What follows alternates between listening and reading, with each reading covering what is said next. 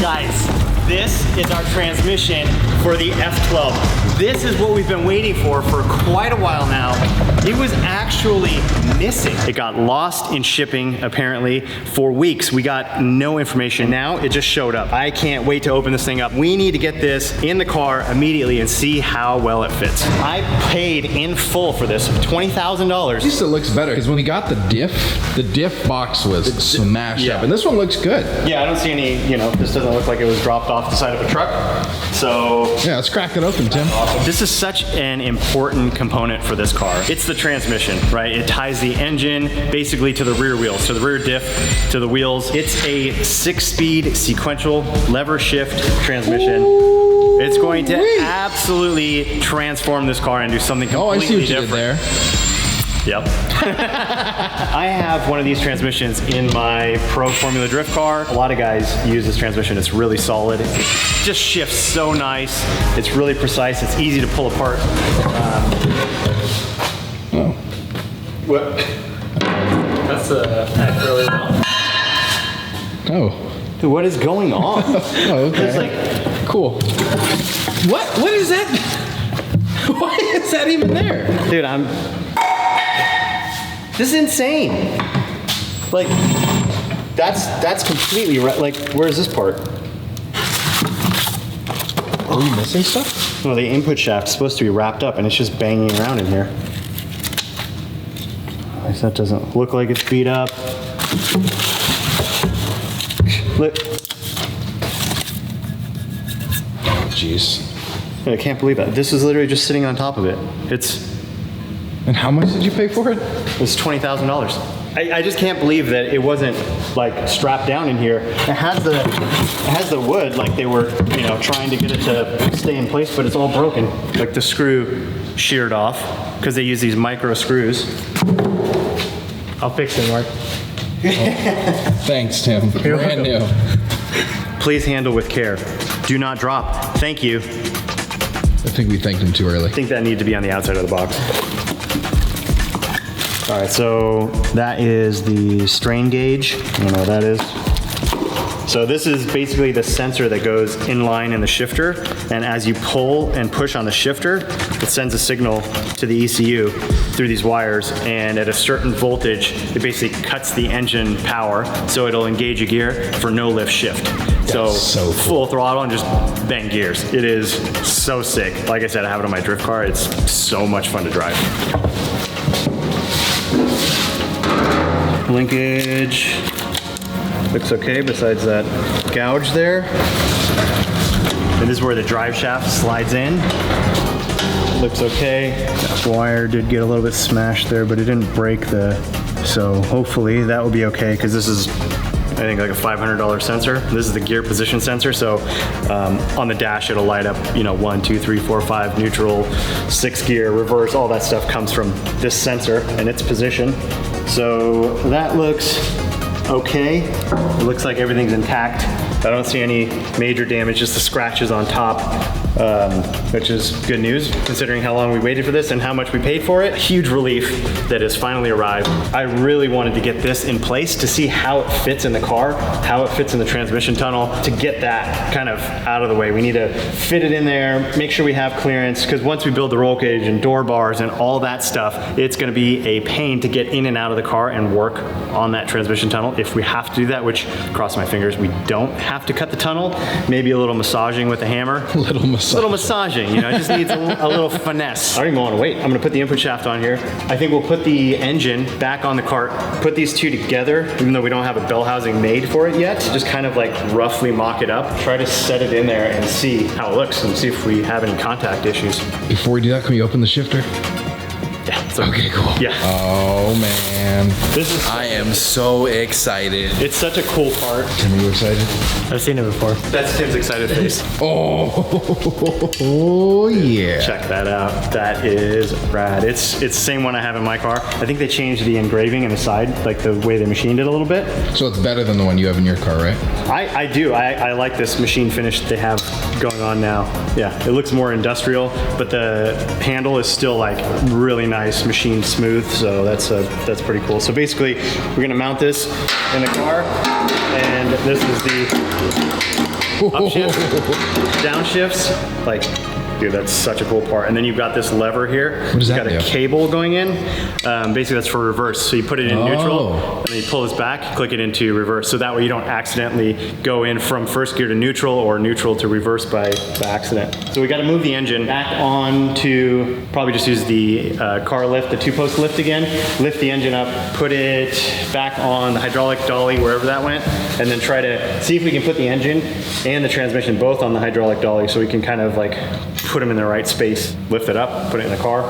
Not sure if it's gonna fit here yet, so we might have to actually move the car back onto the lift to do this.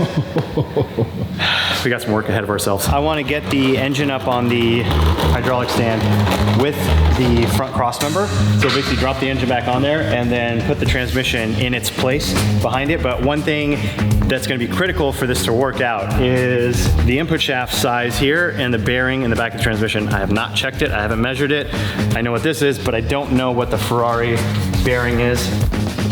Oh yeah, that is perfect. Couldn't have worked out any better. So now that'll allow us to just basically slide the transmission on, and this will help hold it in place when we have it. We're not gonna like put a bunch of load on it. I don't wanna screw up the bearing or the input shaft, but we can put some little blocks of wood or whatever we need to get the transmission nice and straight on there and at the right height. This will be perfect for mocking it up.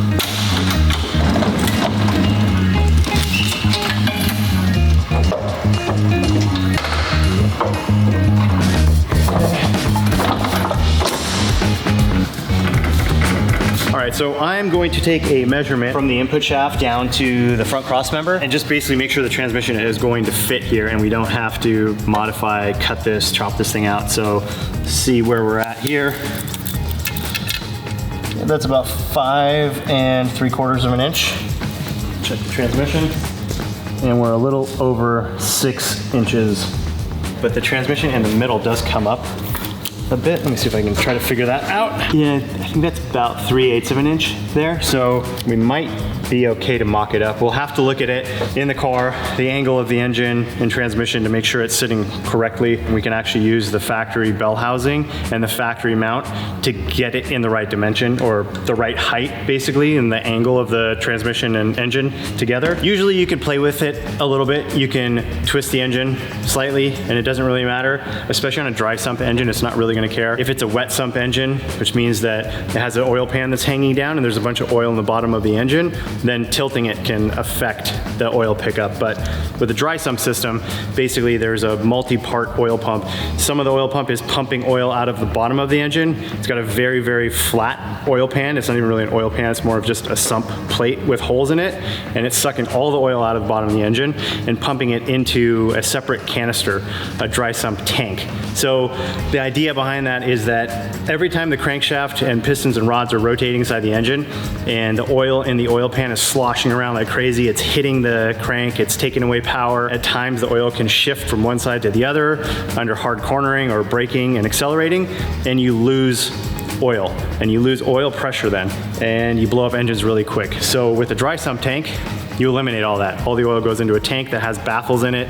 It separates all the air and foam from the oil, and you get this nice, clean, no air oil in the bottom that's getting sucked back and put into the engine. It's a much more complex system, but for a high performance engine like this, it's basically a must have. Back to what I was saying, transmission angle, engine angle really is gonna matter the most about the drive shaft coming out and going back to the differential. Transmission's here, differential's here. If you have a weird angle, these should both be on the same plane, basically. So say 0 degrees and 0 degrees, or 3 degrees and 3 degrees, so that the drive shaft has the same amount of twist on the front and the back. And that means the drive shaft will work properly and you won't have any driveline vibrations. So there's a lot of things that you have to get right when you're building a custom car and doing all this very, very custom fabrication. Lots of steps you have to take to ensure everything is placed properly in the car. That's gonna make or break the finish of the build and how the car works at the end.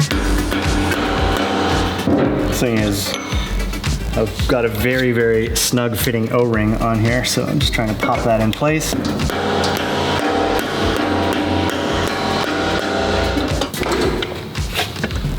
Go down with your end, down, down. Lift a little bit, and it should slide in. There we go. Okay, we actually have a pretty good big gap, so just hang on to it for a second and I'll pop this piece of wood out. Yeah, it's actually just touching the cross member there. Let me see if I can find a little piece of something to stick in it. That should work. Give it like a little pocket to sit in. Tim is still over there holding the transmission on. Sorry, Tim. No problem. All right, go down. That looks pretty good. It's close enough. I mean, just kind of eyeballing the studs and the input shaft. I think the transmission is going up slightly, which is fine because I'd rather have a little bit more clearance inside the tunnel. So if it hits right now and we can clearance it all out to make it fit like this, and then we drop it down, you know, a 1/4 inch sling in the back, we know that we'll have clearance rather than it sitting down. We think we're all good. We go build the bell housing and put it in and then go, oh man, it doesn't fit.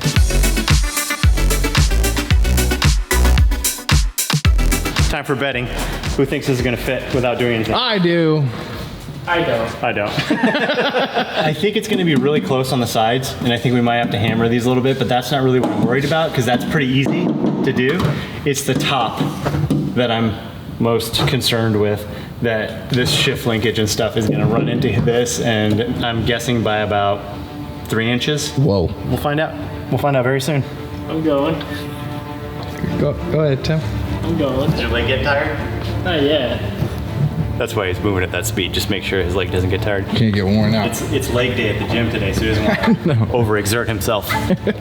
An absolute nightmare to do a transmission tunnel. Something I was really dreading. It is just a ton of work. Transmission tunnel on a steel chassis car is a pain. On an aluminum chassis car would be even more difficult. It's just harder to work with aluminum. Trying to get it clean enough to weld to it and then not have this material melt away when you're trying to weld is not easy at all. I heard something. Yeah, I heard something also. Let me check it out. I think it was just this hose that popped up. Oh, okay. Yeah, everything else looks pretty good. I think we're very, very close to being perfectly lined up. Okay. I will go underneath the car now and look at the transmission. But, I mean, so far so good. We're only 2 inches away now, and we're not hitting the transmission yet, which is really surprising me. But, oh no, it is making contact right here. Oh, I was 1 second away from saying, I told you, Mike. Well, dude, this is really close, actually. So it's hitting the side, but we're not lined up in the center. So I need to shift transmission over to the side a little bit. We got about 1.5 inches there.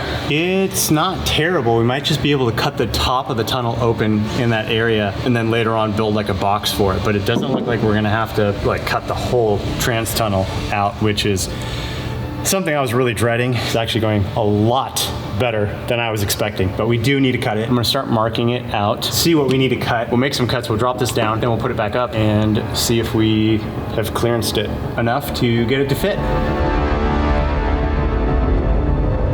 I could cut this from the top. I could basically drill pilot holes and then lower the car and cut it from the top, but I really don't want to move the engine and transmission at all right now because we've got it perfectly lined up. So I'm gonna cut it from the bottom. It's gonna be a little bit more difficult. So first thing I'm gonna do is just drill some holes in the corners to get those rounded edges and cut these straight lines, and then this chunk will come out and that will give us the clearance we need for the shifter linkage right here. We may very well cut out quite a bit more of the tunnel later just to clean it up, but for now that looks like all we need to cut to get this to fit in its place. We'll just make that cut first because it'll be way easier to clean it up later and cut more.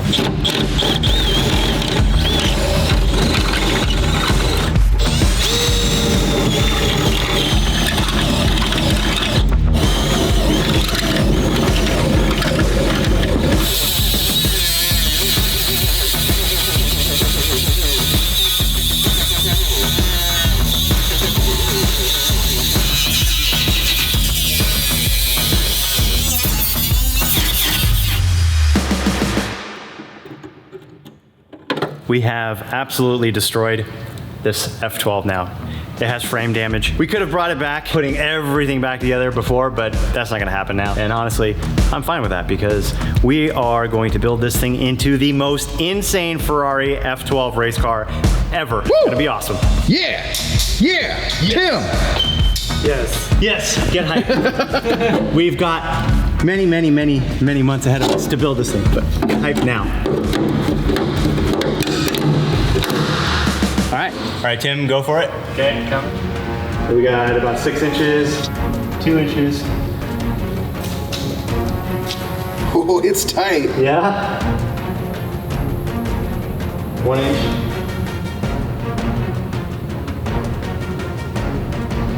Hang on. So it looks like it's just making contact right here in this corner, but that's a super easy thing to trim. So I'll actually just jump in the car and trim that little section out.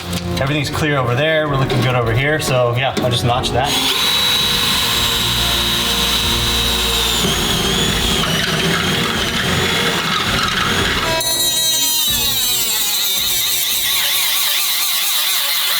Okay, we have clearance there. Everything else looks pretty good. Like I said, I'll probably trim this up some more, clean it up, and then we need to figure out where the shifter is gonna go, make a piece of linkage to connect everything there. I am very happily surprised that the transmission fits into the tunnel with only having to cut out this like 4-inch by 4-inch square here. That is amazing because like I said, I was really dreading having to cut this whole tunnel out and try to build something that will look good and work well. This could have literally been 60 to 80 hours of work to cut everything, smooth everything, build tubes and brackets and sheet metal to cover all this up. So that is a huge step in the right direction. Couldn't have gone smoother, really. I think that this is awesome. Dude, this is going to be so cool. Yes, we are putting an e-brake in this car. It's not necessarily a drift car, but we will be drifting it. You know, the idea behind this car is a Gymkhana car, so a drift car,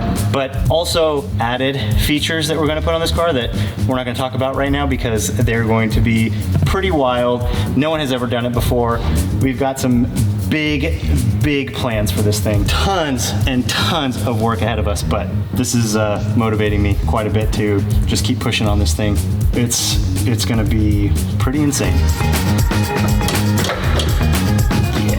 So another big component on getting this all to work, this car did not have a clutch pedal to begin with. We need to put a clutch pedal in it now because we've got a 6-speed sequential transmission, we've got our quick change differential, and we've got an e-brake. And to use the e-brake, basically every time you want to lock up those rear wheels, the clutch needs to be pushed in. The engine needs to be disconnected from the drivetrain so that the wheels will actually lock up. If you grab the brake without pushing the clutch in, it's going to kill the engine or it's just not going to work. You could break an axle, drive shaft, something like that. So it is absolutely necessary to have 3 pedals in this car and a proper pedal assembly. That's a big part of the car, right? We got to get, number 1 is the seating position, because the seating position going to determine how we build the roll cage. Make sure the roll cage clears, then we can figure out the shifter, the e-brake, and the pedal assembly, and all of those things just have to work together well. Seating position for a driver, having everything in the right spot is very important. We'll have to get Damon over here, get him in the seat, position it for him, and then if I drive the car, we'll put it on sliders and I'll move the seat forward and I'll just deal with it. I am so happy that the transmission finally showed up and we were able to get it mocked up on the engine and into the chassis to make sure that it does fit. Huge step forward because I need to tear this engine down and we need to see if we need to rebuild it, and then if we do need to rebuild it, what do we need to change? What is damaged in the engine? Why do we have those metal shavings in there? I think the compression ratio on this engine is 13.7 to 1. That is very, very high. Most normally aspirated engines are around 11.5 to 1, maybe 12 to 1, and it's got turbos. That means the cylinder pressure on this engine is insanely high, and that could be causing some issues as well. Tim, would you mind pulling off the intake manifold? There you go. So it's still a little bit tight.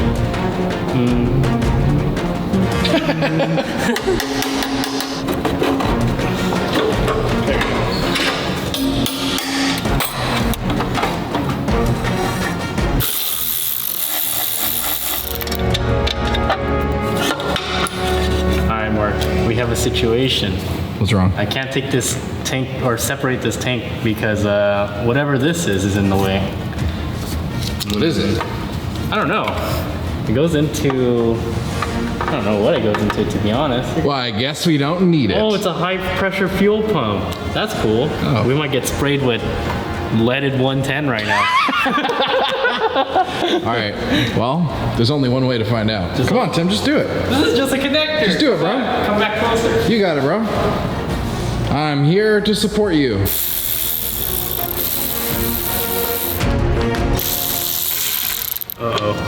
What? We have a situation. What's wrong? I think one actually did get stripped because of the angle. Turned it into a circle instead of a hexagon. Oh, Tim. Oh, Tim. Mike's gonna be pissed. Nah. Oh, hey, Mike. Hey, I'm back. Hey, dude.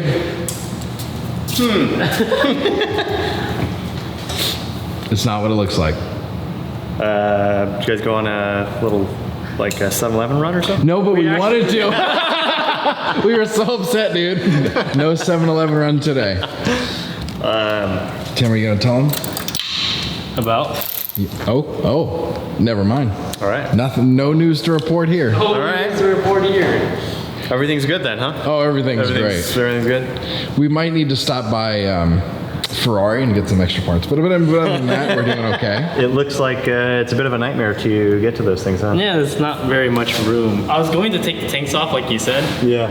But then this is in the way. I think these are the high pressure fuel pumps. Yep. For the DFI. Yep. But I think they have to come up.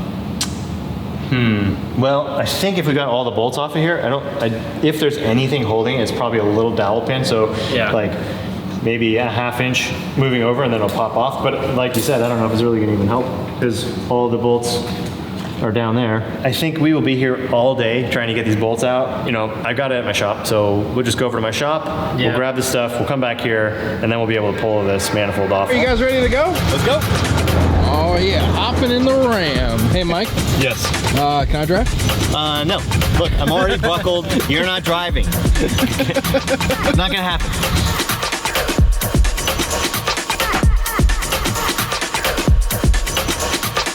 All right, so here's the bottom of my Formula Drift Pro car. It's an E46 M3. It's making 1,100 horsepower to the wheels. This is the same Samsonis transmission that we're gonna put in the F12. So you can see this custom mount that we made that bolts the transmission to the chassis. So this is something that I designed and then cut out on the plasma table, bent it all up, assembled it, welded it, and it goes in there perfectly. This is actually a custom bell housing made from a company called QuickTime, and this is actually a very thick steel, and it's an SFI approved bell housing, and Formula Drift requires that we have an SFI approved bell housing. It's similar to what a lot of drag race cars use, and the idea behind that is basically if the flywheel breaks off the back of the crankshaft, or if the clutch comes apart and shatters everywhere, it doesn't explode outside of the bell housing, because basically your feet are right here, and in some cars the engine's a little further back, or your feet are a little further forward, and if that flywheel comes off and acts like a giant saw moving at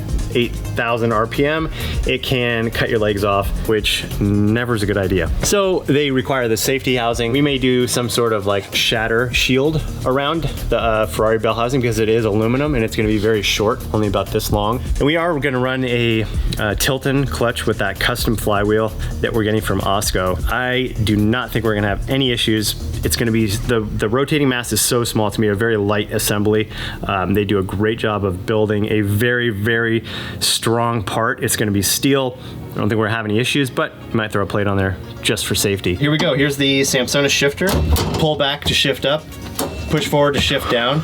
We've got the reverse and neutral lockout here. That'll keep it, so we're in neutral right now. Shift up, and it won't let me go back down to neutral. Interesting. So if you can go like, if you could be in 6th gear and go down, down, down, down, down, all the way down to 1st gear, and you hit it again, and it's locked out. It'll keep it in 1st gear, so you don't accidentally bump it into neutral and just, you know, free rev. So that's a pretty cool setup. Pop that in neutral, and then here's the e-brake. So this e-brake was made by this company, KA Pro. These guys are awesome. I had a ton of e-brake issues, and they built this custom one that I think is available for sale on their website now. It uses a floating Tilton master cylinder. It has the best, smoothest feel out of any e-brake assembly I've ever used. Just, I mean, look at this thing, it's art. It's a billet piece, all machined out, really nice part. It's, yeah, I mean, just the way I have it mounted is just perfect for me, and that's what we plan on doing in the F12 as well. Race steering column, race steering wheel. We've got the keypad over here. I've got anti-lag switches, the camera's turning on and off. I mean, I got nitrous purge. I got, over here, I've got the brake balance for front to rear brake bias, and we're running a Tilton pedal assembly, which might be similar to what we're gonna run in the F12 as well. Just have to measure everything out and see what we can package. Let's get some tools, get back to the shop, get to work. All right, Tim, you got everything? Got it. All right. All right, sweet. One last thing before we leave, I almost forgot that we have a Samsonis 6-speed that's completely torn apart at the moment. These are the dogs, and you have an engagement here, locks in between. That's how these lock together, and that's how the power gets put through. So when you get off the throttle, you hear it like a clunk. That's loading Interesting. between the two. So a street car would have a ton of little teeth that engage with the synchros, which are almost like brakes. It's almost like a drum brake, right? So as they're coming together, it's slowing this thing down so it can lock in place. But this thing literally just bangs these teeth together. So they get worn out on the edges. You get little chunks taken out of them, but it shifts super fast. Let's go get some Slurpees, man. Could be Slurpee time, Tim. Could be. And is it worth it? I'm happy now. Well, we got most of the bolts out now because we got the correct tools from the shop. This is the swivel that we were using before, so like, look at that size difference. And I also got one of these very small sockets. Fits in there much better. I actually wrapped some electrical tape around there to keep it from flopping over, so it gets down there. You can kind of get it on the head of the bolt and then pull them out. Got most of them out, but there's some hoses down there that are blocking me, so I have to pull off this side and this side of the manifold to be able to move some hoses out of the way to get to the rest of the bolts. And I think, Tim, are you almost done with that exhaust manifold? I'm ready. All right, well, let's pull that off.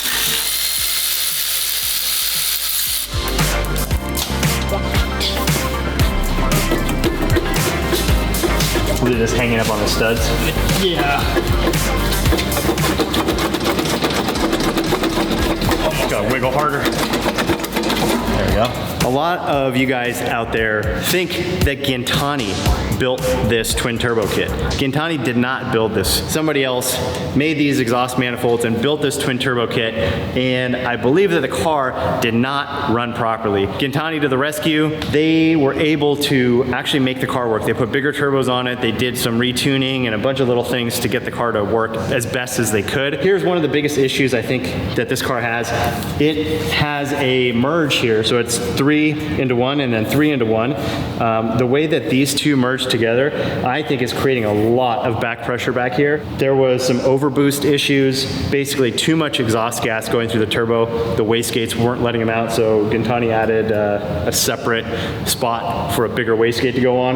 That helped a bunch. Not sure if we're gonna reuse these. This is hurting a lot of power, a lot of flow and spool. Maybe down the line, I might be making some V12 headers, which is not at all easy or fun, but I think it will really change the way this car drives and performs. So that might be happening.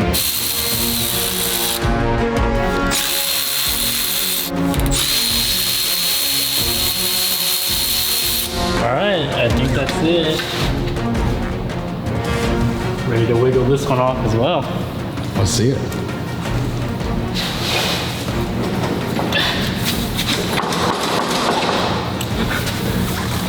Quite on there, huh, Mark?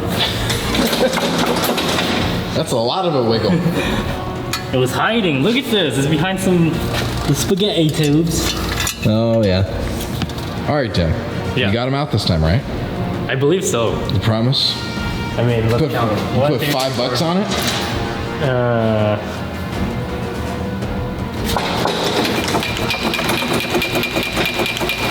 Oh, there might be one.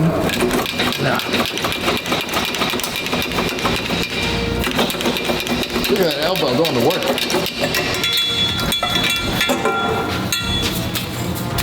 Nice.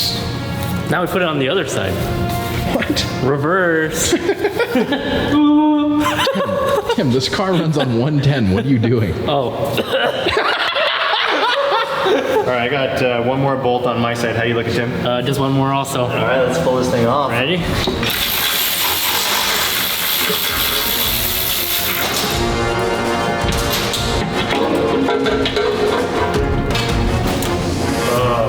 No.